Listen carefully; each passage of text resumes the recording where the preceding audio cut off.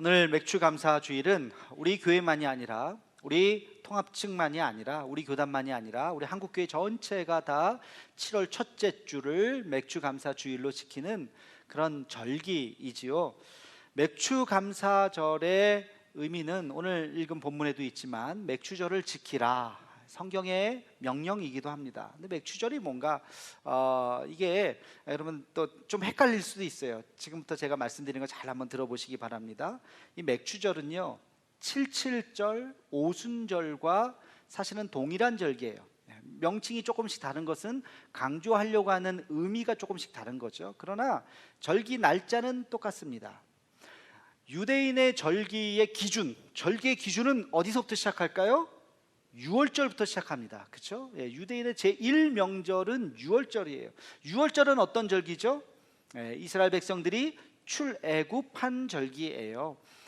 애굽 사람들이 붙잡아 놨죠. 가지 못하게. 그래서 하나님께서 어떻게 하셨습니까? 10가지의 재앙을 내리셨잖아요. 마지막 10번째 재앙이 뭐예요? 장자의 죽음. 그러나 완전히 모든 사람뿐만이 아니라 짐승까지 첫 번째 난 것은 다 죽는 장자의 죽음이었지만, 거기에 양의 피를 바른, 문설주와 임방의 양의 피를 바른 그 집은 내가 죽이지 않고 넘어가겠다. 패스오버 데이. 그래서 6월절이죠. 그 6월절 사건이 있음 바로 다음 날 드디어 출애굽을 하게 되죠. 이스라엘 백성들이 해방을 얻는, 드디어 이스라엘이라고 하는 그 이름으로 그들이 애굽에서 출발하는 아주 역사적인 날이죠. 그래서 이 날을 그들은 제1명절로, 가장 중요한 명절로 지키죠. 우리의 절기로 보면 예수님께서 6월절 어린 양으로 돌아가시고 사흘 후에 부활하셨죠. 바로 부활절이 됩니다. 그러니까 봄이에요. 봄. 부활절 항상 봄이죠. 따뜻한. 그래서 봄절기부터 시작합니다. 그때부터 7주 동안, 7주, 일주일이 7일이죠. 7일이 7번 있으면 며칠이에요? 49. 그래서 77절이라고 이야기합니다. 일주일이 7번이다. 49일 동안 어디로 갔었냐면, 이제 홍해도 건너고 그러면서 시나이 반도 따라서 쭉 내려가죠. 여러 가지 사건들이 있었죠. 마라의 쓴물 사건도 있었고, 엘림에서 종려나무까지도 보면서 거기서 오아시스도 만나고 여러 가지 지지고 볶고하면서 7주 동안 내려가서 딱 멈춘 게 바로 시내산입니다. 시내산에서 어떤 일이 있었습니까? 모세가 십계명을 받은 그런 날이죠. 그래서 이 77절이라고 하는 것은 출애굽한 이스라엘 백성들이 7주 동안 시내산까지 갔던 그 모든 사건들을 기억하면서 이 모든 것이 하나님의 은혜인 것을 기억하는 절기가 바로 7주간 이어진 77절입니다. 그리고 77에 49, 그 다음 날이 며칠째예요? 50일째. 이걸 뭐라 그래요? 오순절이라 그래요. 바로 이 오순절에 모세가 시내산에 올라가서 뭘 받습니까? 하나님으로부터 십계명, 하나님의 율법을 받습니다. 드디어 이스라엘 백성과 하나님이 뭐 한 거예요? 약속을 한 거예요. 그렇죠? 이것은 언약이래요. 언약 백성, 너 나랑 약속하자. 너 이 말씀을 잘 들으면 내가 너를 만대까지 지켜줄 것이다. 하나님의 언약과 드디어 이스라엘 백성이 약속, 손가락 꼭 낀 언약 백성으로 맺어진 날, 그게 바로 오순절입니다. 그래서 나탄토라, 오순절을 나탄토라라고 이야기해요. 이것은 율법 수요의 날이라는 거예요. 드디어 이스라엘이 하나님의 약속의 민족이 된 바로 그 날이에요. 그러니까 굉장히 중요한 날이죠. 하나님과 언약을 맺은 그날, 오순절날. 근데 이게 신약에 오면 바로 그 오순절날 어떤 사건이 일어났습니까? 성령이 임하셨죠. 너희는 이제는 율법의 백성이 아니라 이제는 무슨 백성이라고요? 하나님의 은혜의 백성이다. 성령께서 너희를 인도하실 것이다. 바로 그 오순절에 성령이 마가의 다락방에 임하면서 신약 시대가 시작이 된 것이죠. 그런데 이 6월절부터 50일이 지난 바로 그때가 절기적으로, 계절적으로 뭐냐면 이 봄에 씨를 뿌리고요, 첫 수확을 거둘 때예요. 제일 먼저 익은 곡식이 바로 밀이랍니다. 밀. 그래서 이 밀을 추수하는 바로 그때가 맥추절. 그래서 그 이름을 오순절이라고도 하지만 맥추절이라고도 부릅니다. 그래서 그 밀을 추수해서 하나님 앞에 그 첫 열매를, 첫 열매가 그렇게 많지는 않을 수도 있어요. 그러나 하나님께서 여기까지 인도하시고 우리에게 농사를 하게 하셨고 이렇게 정착을 하게 하셨습니다 하는 그런 감사의 뜻으로 하나님 앞에 드리는 절기가 바로 맥추절이라고 하는 것입니다. 오늘 읽은 본문 말씀을 우리 함께 같이 읽어보겠습니다. 출애굽기 23장 16절 말씀입니다. 시작. 맥추절을 지키라. 이는 내가 수고하여 밭에 뿌린 것에 첫 열매를 거둠이니라. 수장절을 지키라. 이는 내가 수고하여 이룬 것을 연말에 밭에서부터 거두어 저장함이니라. 아멘. 1에서 3대 절기가, 유대의 3대 절기가 탄생하게 된 겁니다. 첫 번째는 무슨 절기라고요? 유월절. 그리고 나서 50일 후에 무슨 절기?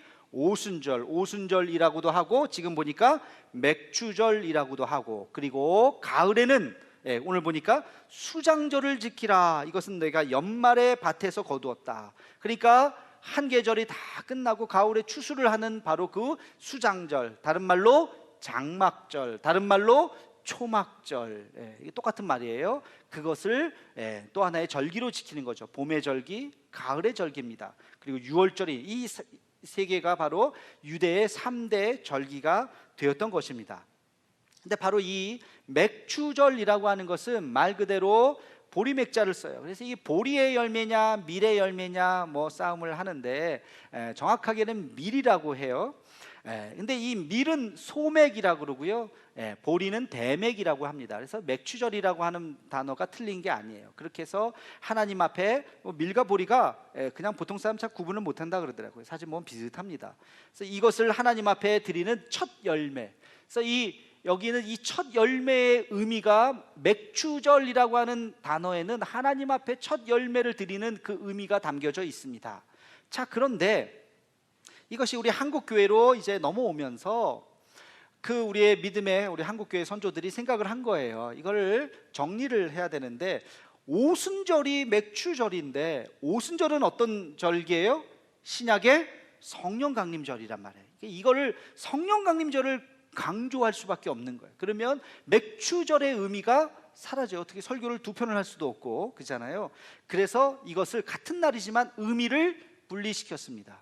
하나는 성령 강림절로 성령께서 우리에게 임하신 그 절기로, 그리고 또 하나는 맥추절로 우리의 첫 열매를 하나님 앞에 드리는 날로. 근데 여기에 감사를 넣었어요. 그래서 맥추 감사절이라고 이야기하고 날짜를 조금 바꿨습니다. 언제냐? 그 오순절 그 날짜가 아니라 뒤로 가서 하반기를 시작하는 7월 첫째 주를 맥추 감사절로 지키자. 요게 우리 한국 교회가 정확하게 언제 누가 어느 교회에서부터 시작했는지는 몰라요. 그러나 한국 교회 전통이 그렇게 맥추 감사절을 흘러와서 지금까지 지키는 것입니다.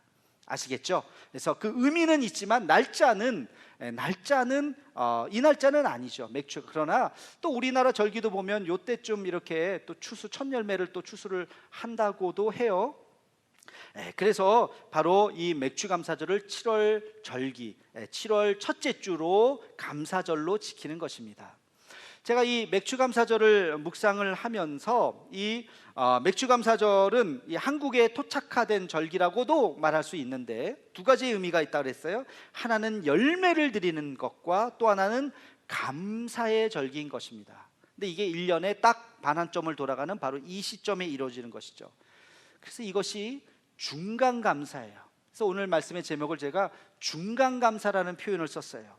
이 중간감사를 이 올해 지금 딱 절반을 지나면서 중간감사를 생각했더니 너무나도 풍성한 은혜가 있는 것입니다. 오늘 말씀을 통해서 중간감사의 의미가 무엇인지를 깨닫고 하나님 앞에 감사할 수 있는 우리 모두가 되기를 주의 이름으로 축원합니다. 자, 중간감사 세 가지만 말씀을 드리려고 해요. 첫 번째는 과정을 감사하라는 겁니다. 과정을. 여러분, 우리는 감사를 언제 하죠? 결과를 보고 감사하는 거예요. 결과를 보고. 그렇죠? 시험에 합격하면 감사하고 시험에 떨어지면 안 감사하죠. 시험에 떨어져도 감사하나요? 훌륭하십니다. 그러나 대부분은 떨어지면 감사는 무슨 감사야. 승진하면 감사하다. 하나님이 도우셨네. 떨어지면 뭘 감사야. 계약이 잘 돼서 사인을 착 하면 이야, 이 큰 건 하나 했다, 이야 감사하다. 근데 그게 깨지면 에이 감사를 안, 결과를 보고 감사한지 안 한지를 우리가 결정을 한다고요. 그런데 이 중간 감사라고 하는 것은 결과와 관계없이 감사하는 거예요. 이게 잘 될 수도 있고 혹 안 될 수도 있지만 이 과정을 감사하는 거예요. 과정이 왜 감사합니까? 내가 이 일을 할 수 있는 것 자체가 감사한 것입니다. 이 상황 그대로를 감사하는 거예요. 잘 돼서 나에게 어떤 이득이 있어서 감사한 것이 아니라, 혹시 안 돼서 내게 이득이 아니라 손해가 될지언정 하나님 나에게 이런 일들을 경험하게 하심을 감사합니다 하는 그 중간에 그 모든 과정을 감사하는 것이 중간 감사의 의미인 것입니다. 여러분, 우리 자녀들 양육하는데 자녀들이 꼭 좋은 대학에 합격해야만 감사합니까? 만약에 그렇지 않으면 내 자녀 감사하지 않아요?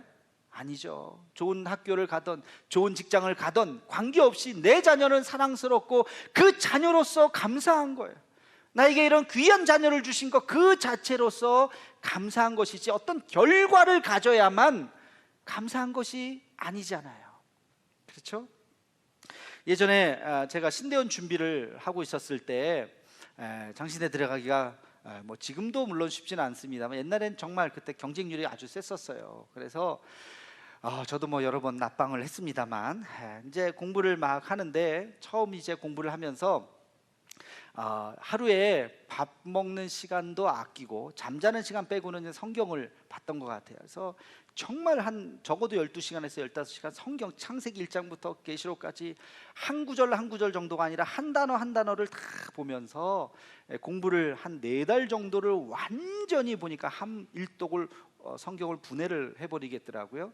그렇게 공부하던 어느 날 옆에다가 그냥 묵상하면서 은혜 받으려고 읽은 것이 아니라 어느 구절이 시험에 나오느냐, 이게 기출 문제를 옆에다 놓고 이게 시험에 나오는 거구나, 이 단어가 중요하구나, 막 이제 그렇게 공부를 이제 하고 있었어요. 한 달, 2달, 한 3달쯤 지났을까요? 공부를 하는데 어느 날 이 말씀이요 제 머릿속에 확 들어오는 거예요.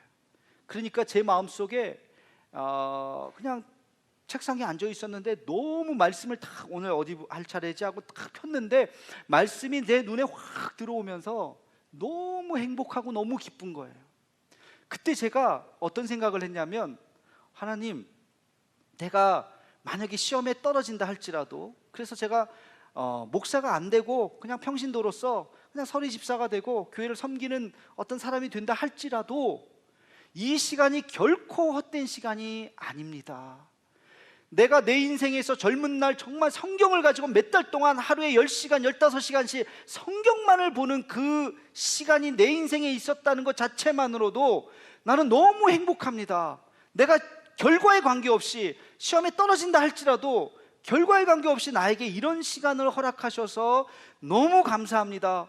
갑자기 그 기도가 나오는 거예요. 성경을 보는데 너무 행복한 거예요. 말씀을 읽는 게.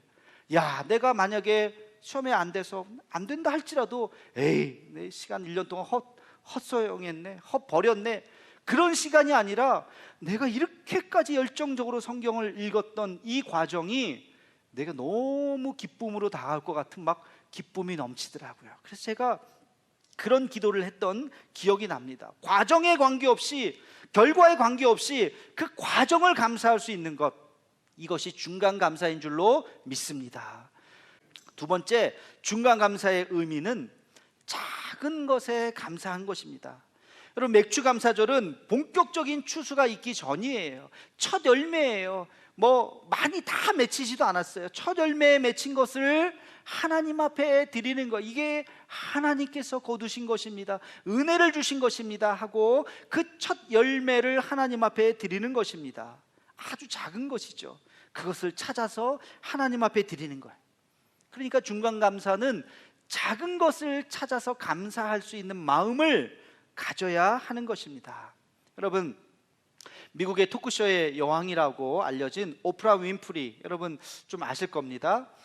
그분이 무슨 뭐 미인도 아니에요, 백인도 아니에요, 흑인, 뚱뚱한 옆집 아줌마처럼 생긴 별로 하여튼 못생겼다고 말을 해도 될까요? 하여튼 그런 평범한 분이에요. 근데 이분이 최고의 스타이지 않습니까? 돈도 어마어마하게 벌었어요. 조 단위의 돈을 갖고 있어요.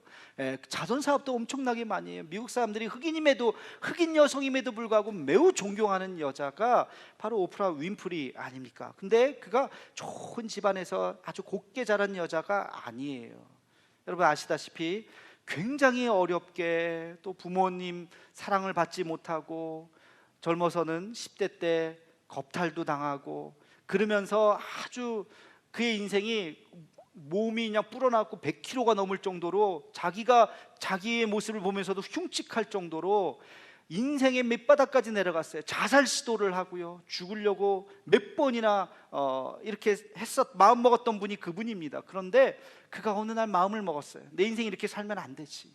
다시 돌이키면서 시작한 게 뭐냐면 매일매일 5가지 감사를 일기를 쓰자. 매일매일 작은 것 하나하나를 생각하면서 감사를 쓰기 시작했어요. 그래서 오프라 윈프레이 하면은 감사일기의 대명사입니다. 그는 감사가 그 자신을 만들어줬다고 지금도 이야기합니다. 그가 일기에 이런 걸 썼습니다. 오늘도 거뜬하게 잠자리에서 일어날 수 있어서 감사합니다. 그냥 아침에 눈 뜬 게 감사한 거예요. 그 다음에 유난히 눈부시고 파란 하늘을 보게 해주셔서 감사합니다. 다른 게 아니에요. 아침에 일어나서 하늘을 보니까 파란 하늘, 야 감사하다. 오늘도 참 파란 하늘이죠. 감사한 거예요. 점심 때 맛있는 스파게티를 먹게 해주셔서 감사합니다. 여러분 스파게티가 우리는 조금 고급 음식처럼 느끼지만 외국에서는요 그냥 우리로 치면 라면이에요. 라면. 그러니까 오늘 라면 한 그릇 먹게 해주셔서 감사합니다. 그거예요. 그리고 얄미운 짓을 한 동료에게 화내지 않았던 저의 참을성에 감사합니다. 확 분노하고 화를 낼 수 있었는데 그걸 참고 화내지 않은 자기 자신에게 감사하고, 마지막으로 내가 좋은 책을 읽었는데 이 책을 써준 작가에게 감사합니다. 어떻게 이런 글을 써서 내가 읽고 너무 마음이 행복해졌네. 이 글을 쓴 작가가 참 감사하다. 너무나도 평범하고 일상적인 감사죠. 이런 감사를 매일매일 쓰기 시작했어요. 그러면서 그의 인생이 완전히 변하기 시작한 것입니다. 여러분 제가 이 말씀을 보면서 설교 준비를 하면서 이렇게 썼어요. 오늘은 우리가 어떤 감사가 있을 수 있을까? 이렇게 예배당에서 예배 드릴 수 있음을 감사하다.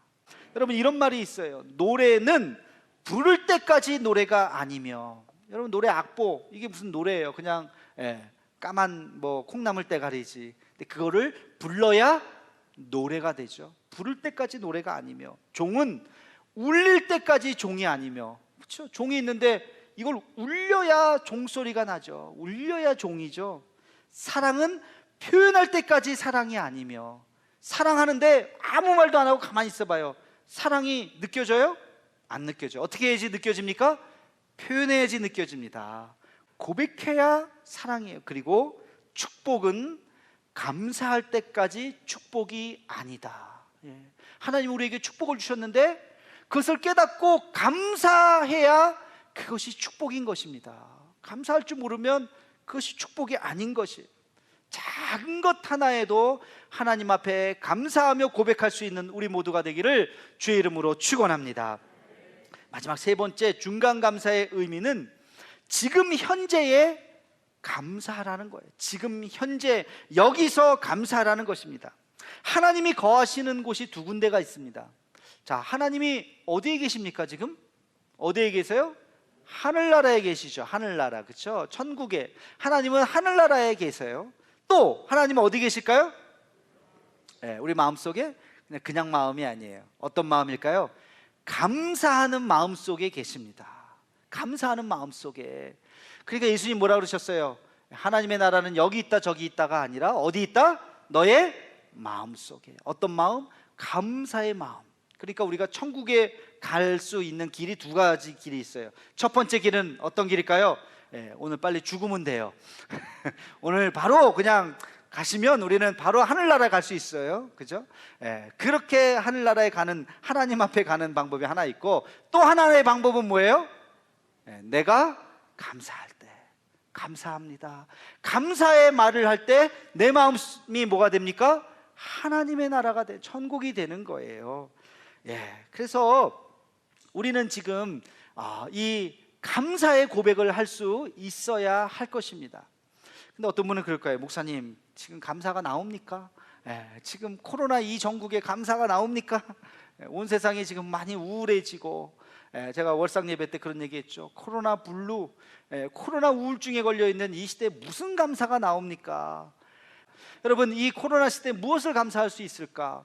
제가 생각해 보니까 첫 번째는요, 우리 일상이 감사하다. 일상이 감사하다. 그냥 매일매일 하루, 참 과거에 그랬던 그냥 우리의 일상이 참 감사하다. 제가 설교 준비하다가 책상에서 갑자기 달력을 이렇게 봤어요. 우리 교회 달력, 탁상 달력을 보니까 뭐가 있어요? 사진이 있어요. 그죠? 작년에 우리 교회 했었던 행사를 가지고 탁상 달력을 만들었어요. 사진을 제가 한 장씩 넘겨봤어요. 바로 이 본당에서 가득 메운 행사 사진, 저 바깥에서 우리 워터파크에서 아이들 노는 그런 사진, 정말 우리가 모이고 함께 같이 하고 또 다 함께 예배도 드리고 그러면서 아이들도 복적복적하면서 이런 모임이 굉장히 새삼스럽더라고요. 올해는 워터파크 안 하기로 우리 당회에서 결정을 했습니다. 안 하는 게 아니라 못 하는 거죠. 하고 싶어도 할 수 없는 상황이 된 거예요. 그러니까 이런 일상이 새삼스럽게 다가오는 거예요. 우리가 참 귀한 하루하루를 살았구나. 이 감사를 우리가 잊지 말아야 할 것입니다. 두 번째는 우리가 가족의 소중함이에요. 가족이 얼마나 소중한지 이 코로나로 인해서 다시 서로 부부가 부모 자녀끼리 서로 귀한 은혜와 사랑을 나누기를 간절히 축원합니다. 그리고 세 번째는 자연의 소중함을 새롭게 느꼈어요. 이 점점 발전하다가 결국에는 우리 인류가 파멸하다는 거죠. 발전을 잠시 멈추고 우리가 발전은 여기까지 해도 되고 우리가 조금 불편하더라도 자연을 보존하고 다음 세대에 자연을 잘 넘겨줄 수 있는 그런 정책이 나와야 되지 않을까. 자연의 소중함을 다시 한번 발견한 것, 이것도 감사한 것이죠. 온라인 소통 방식을 깨닫게 된 것도 감사한 거예요. SNS라든지 유튜브라든지 이런 걸 통해서 우리가 함께 같이 소통을 할 수가 있구나. 이것도 새로운 발견인 것이죠. 그리고 마지막 다섯 번째, 정말 중요한 것은 우리의 삶의 본질을 깨닫게 되었다는 거예요. 우리의 삶의 본질이 무엇인지 잠깐 멈추면 보이지 않았던 것들이 보이죠. 우리 온 인류가 잠깐 멈추어서 그동안 너무 정신없이 살았던 것을 내려놓고 우리의 삶의 본질을 다시 들여다보는 것, 이것이 우리가 지금 찾을 수 있는 감사인 것입니다. 여러분, 불평을 생각하면 끝이 없어요. 불평을 하다 보면 내가 비참해지고 불행해지고 나 자신이 파멸로 가게 되어 있습니다. 그러나 감사를 선택할 때 우리는 행복해집니다. 감사를 선택할 때 힘이 납니다. 감사를 선택할 때 용기를 얻습니다. 감사를 선택할 때 꿈을 꾸게 되는 줄로 믿습니다. 여러분, 지금 우리 주변에 돌아보면서 우리는 충분히 감사를 선택할 수가 있어요. 하나를 잃어버리면 잃어버린 그 자리에 새로운 것이 채워지는 줄로 믿습니다. 오늘 한 해 중간을 보내면서 이제 이 맥주절을 지내면서 중간 감사 다시 한번 여러분 머릿속에 기억하시기 바랍니다. 아직 우리가 원하는 결과를 얻지는 못했지만 그러나 이 과정이 참 감사하다. 그리고 작은 것 하나하나에도 감사할 수 있는 마음을 주시기를, 그리고 지금 이 순간 어렵지만 그러나 우리가 지금 이 순간도 감사할 수 있는 이런 마음을 갖는 것, 이것이 2020년 코로나 시대를 살아가고 있는 이 맥주 감사절에 하나님께서 우리에게 주시는 은혜인 줄로 믿습니다. 이 믿음으로 살아가는 우리 남은 하반기가 되기를 주의 이름으로 축원합니다.